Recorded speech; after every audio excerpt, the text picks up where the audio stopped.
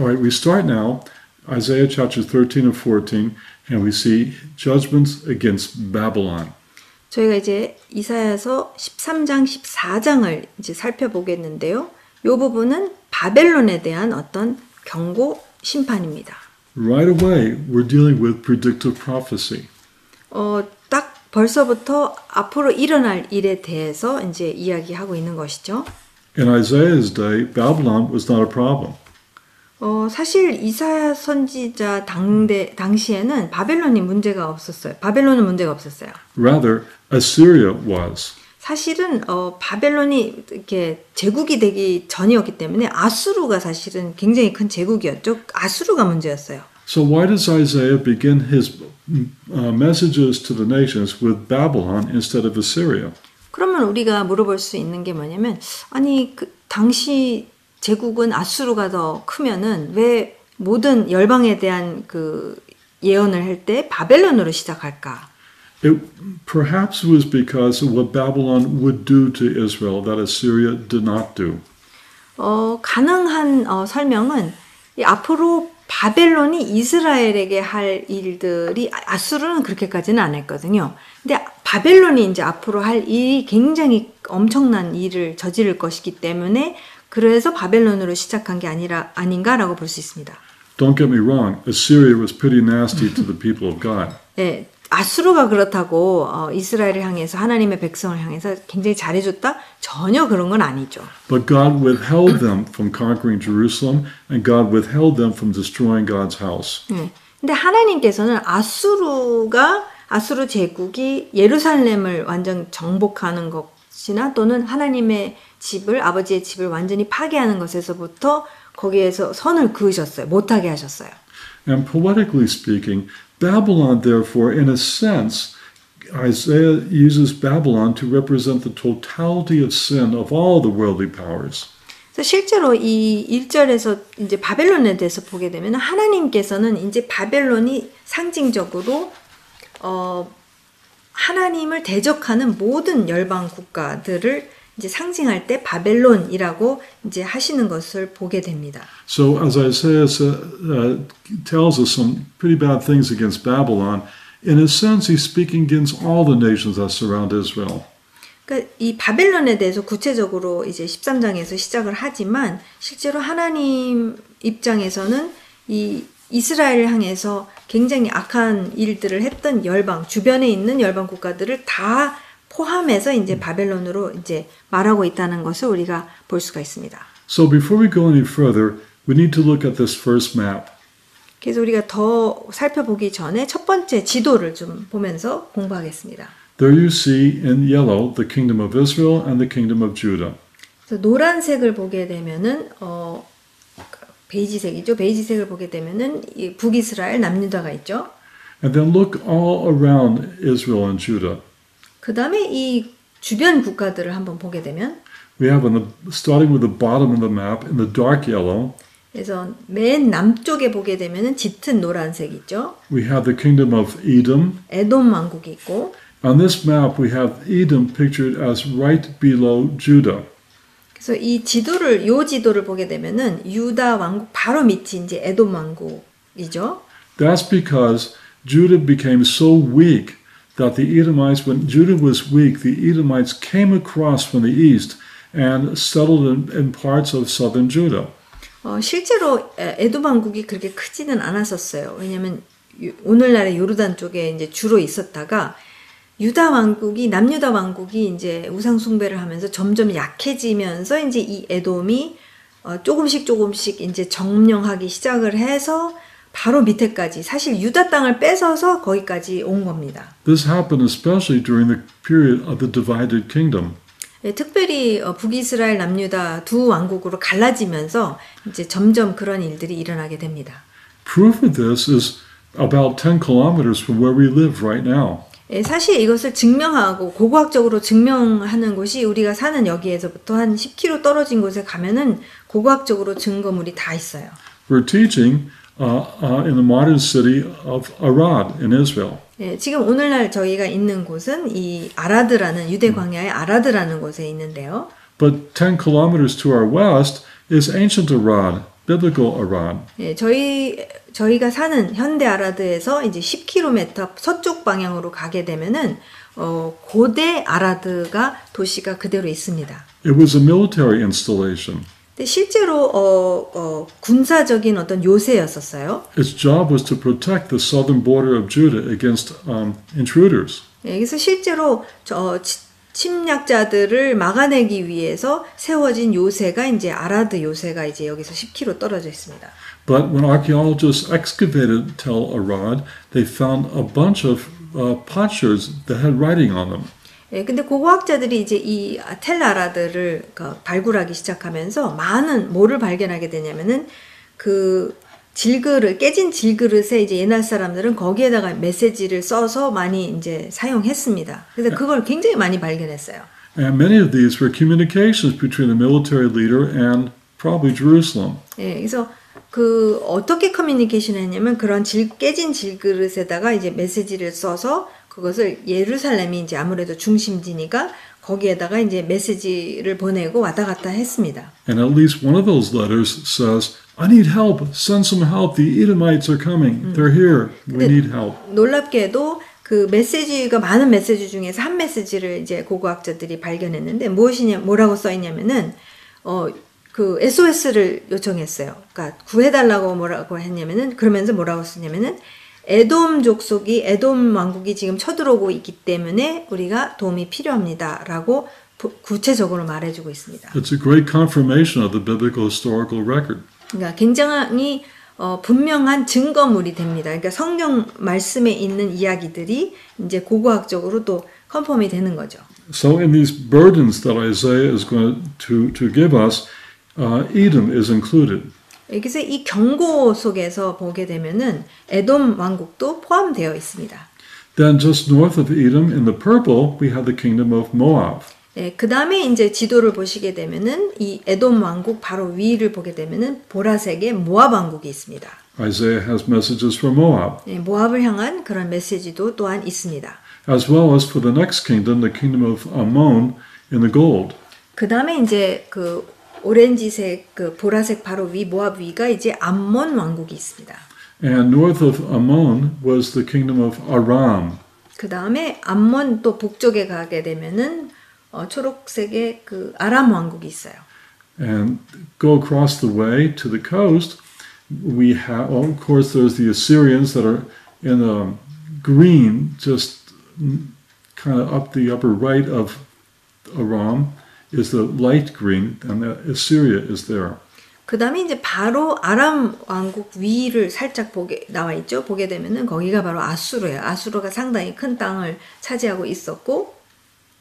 Then go over to the Mediterranean coast, and again in the gold, we have the Phoenician city-states. 그 다음에 이제 지중해 쪽으로 넘어오게 되면은 이제 아람 왕국 맞은편을 보게 되면은 그 페니키아 그런 여러 도가 있었어요. 그래서 도시국가들이 있었는데 이제 거기에 페니키아 도시국가들이 있습니다. Especially Tyre. 네, 두로가 있죠. 다 잘 알고 있는 두로. But go down the Mediterranean coast to southern Israel, we have in the red Gaza, the Philistines. 그 다음에 이제 쭉 그 해안을 따라서 지중해 해안을 따라서 쭉 남쪽으로 내려오게 되면은 빨간색이 바로 그 블레셋입니다.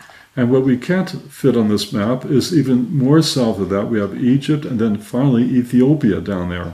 예, 그 다음에 더 나아가서 이제 더 남쪽으로 가게 되면은 여러분 잘 아시지만 이집트가 있고 또 이집트의 남쪽은 에티오피아가 있습니다. It's important to keep this map at the forefront of our minds. 근데 여러분 특별히 이 13장에서 27장을 읽을 때 이 지도를 늘 염두에 두면서 읽는 것이 굉장히 중요해요. Because the burdens that Isaiah is going to disclose to us are about all of these nations and maybe one or two more that are not on the map. 예, 그래서 이사야 선지자가 이 왕국들을 다 다룰 것입니다. 다 다루고 거기에 대해서 경고를 이제 하는 것을 우리가 볼 수가 있습니다. So, Isaiah 13 verse 1. 그래서 13장 1절 말씀을 이제 보겠습니다. 1절 아모스의 아들 이사야가 바벨론에 대하여 받은 경고라. In verses 1 to 22, Isaiah talks about the reality of Babylon's judgment. 그 1장에서 22장을 보게 되면은 바벨론 왕국이 받게 되는 어떤 그 하나님의 심판의 그 현실을 말해주고 있어요. We're not going to go verse by verse through these. 우리가 그 매 구절을 다 살펴볼 것은 아니고요. We'll just touch on the main themes that Isaiah wants to communicate. 이사야 선지자가 전달하고 싶은 아주 핵심 메시지가 무엇인지 그 부분을 짚고 저희가 넘어가겠습니다. In verses 1 to 5, 1절에서 5절 말씀을 보게 되면 Isaiah describes how he's going to bring an army against Babylon. 이사야 선지자가 무엇을 묘사하냐면 바벨론을 향해서 어떤 큰 군대가 올 것이다라고 묘사하고 있습니다. In verse 3, he will use the army to execute his anger to them. 그래서 3절 말씀에 보게 되면은 용사들을 부를 것이다라는 말씀을 하십니다. In verses 6 and 9, Isaiah refers to the day of Babylon's judgment as the day of the Lord. 그 다음에 6절, 9절을 보게 되면은 여호와의 날, 그러니까 하나님께서 바벨론을 향해서 이행하실 그 심판을 여호와의 날이라고 묘사하고 계십니다. That's a common biblical prophetic expression for a time when God's going to act, usually in judgment, against those who deserve it. 그래서 사실 이 여호와의 날이라는 표현이 성경에 특히 선지서에 많이 나오고 있는데 그 표현은 언제 쓰시냐면은 하나님께서 그러니까 심판을 내려야 할 대상 나라들이 있죠. 그 나라들을 향해서 그 심판을 이행하실 때에 그 기간을 두고 이 여호와의 날이라고 표현을 하십니다. And as I said in verse 3, God tells us that the tool of his judgment against Babylon and the other nations is going to be armies. 그래서 하나님께서 이 심판을 이행하시는데 사용하시는 도구가 무엇이냐면은 3절에도 말씀드렸지만 나의 위엄을 기뻐하는 용사들을 불러 하나님께서는 군대를 일으키셔서 그렇게 사용하실 것이다라고 하십니다. Isaiah's language is interesting. In verse 3, he says, I have commanded my consecrated ones. 근데 하나님께서 이사야 선지자를 통해서 재밌게 표현을 하시는데 그 용사들을 내가 거룩하게 구별한 자들이라고 말씀을 하세요. They're in essence another way to translate his holy ones. 그러니까 사실은 거룩한 자들인 거죠. It doesn't mean that these armies are holy people the way we think of holiness.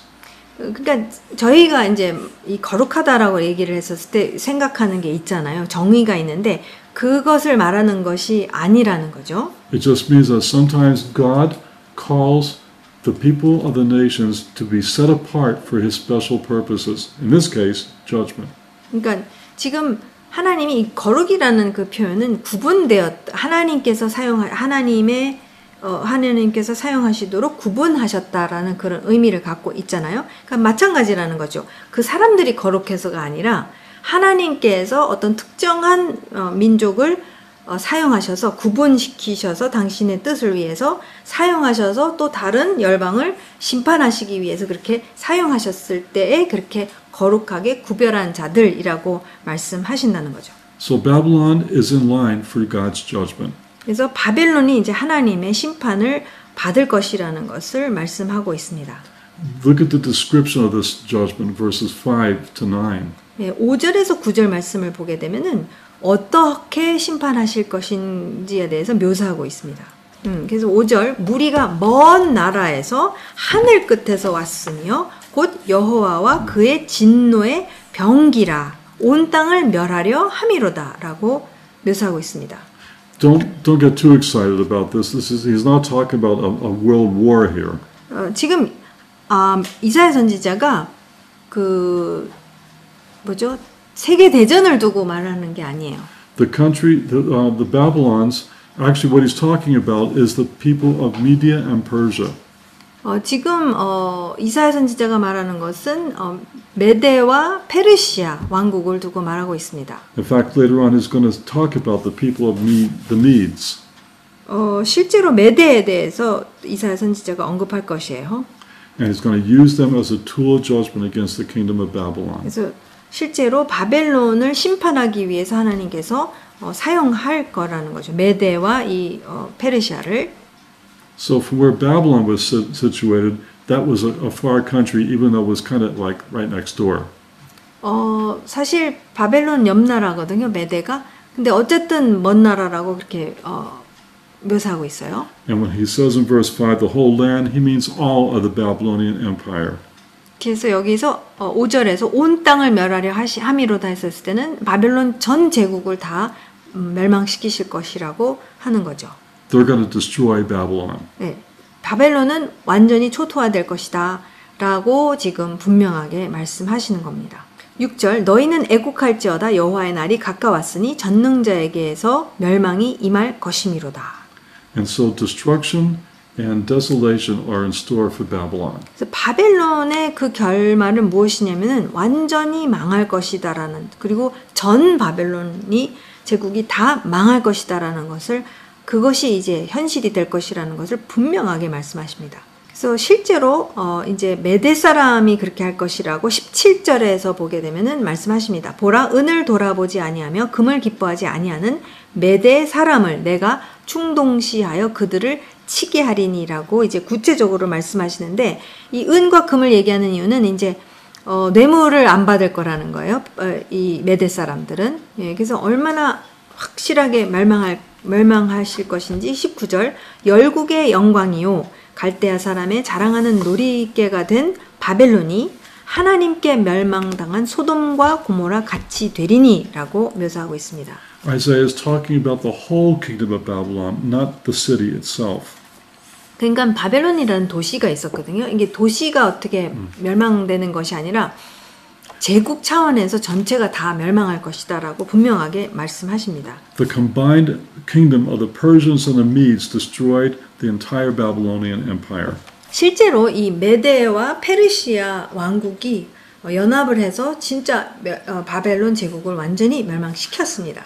Although we should note that the actual city of Babylon was not destroyed by the Medes and the Persians. 근데 실제 역사적으로는 바벨론이라는 도시는 메데와 페르시아로 인해서 멸망당하지는 않았어요. And in actuality, it's recorded that the Babylonians welcomed the Persians and the Medes into their city. 실제로 역사적인 기록을 보게 되면 바벨론 사람들이 메데와 페르시아 사람들을 그냥 싸우지 않고 들어오라고, 도시 안으로 그냥 들어오라고 도시문을 활짝 열어줬습니다. It wasn't until much later that Babylon was destroyed, but not by the Medes and Persians. 그래서 도시 자체는 메데와 페르시아 사람들한테로 인해서 멸망당하지는 않고 나중에 또 멸망당하게 되지만 어쨌든 그러나 제국 차원에서는 실제로 메데와 페르시아가 바벨론 제국을 멸망시켰습니다. So that's Babylon's fate. 이것이 바벨론의 결말입니다. We're not finished with Babylon yet, because when we go now to chapter 14, Isaiah has some very fascinating things to say about the king of Babylon. 저희가 바벨론에 대해서 완전히 끝난 건 아니에요. 왜냐면은 14장에 가면은 바벨론 왕에 대해서 또 이사야 선지자가 언급을 합니다.